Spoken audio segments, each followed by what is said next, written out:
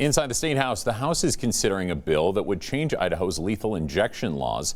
Yesterday, we told you about House Bill 658, which aims to provide confidentiality for the supply chain used to acquire lethal injection drugs.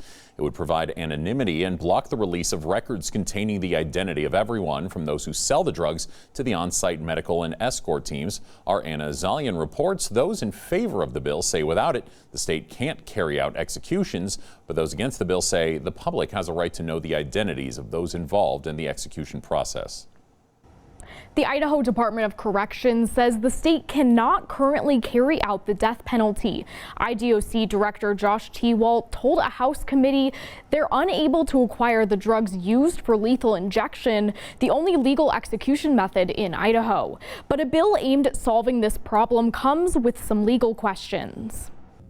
Idaho already has an administrative rule providing anonymity for suppliers, but the director of the Idaho Department of Corrections says this isn't enough. Potential suppliers have expressed concern that the language in our administrative rule is insufficient to protect their identities. And the public has the right to know the source of lethal injections and the reputability and safety record of the drug suppliers.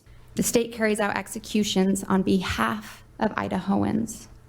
Hindering public access to this information about the state's execution drugs means hindering the public ability to determine if future executions will violate the 8th Amendment protections against cruel and unusual punishment.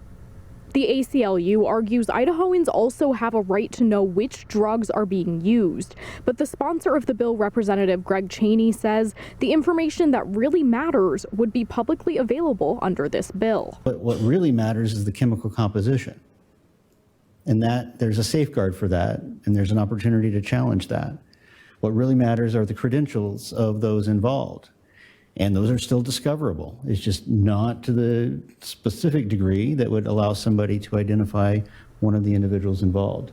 At no place does this bar the ability to discern the contents or change the requirement of the Department of Correction to verify the quality and nature of the chemicals involved.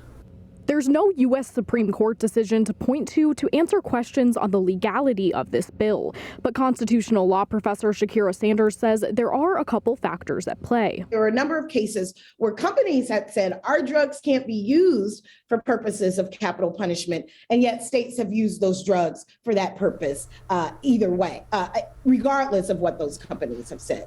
So for me, given that history, it very well may be that if this law gets passed, it will get challenged in front of the Idaho Supreme Court. And given what the court has said in Professor Cover's case, I think there is a chance that this law could be ruled unconstitutional under Idaho's constitution.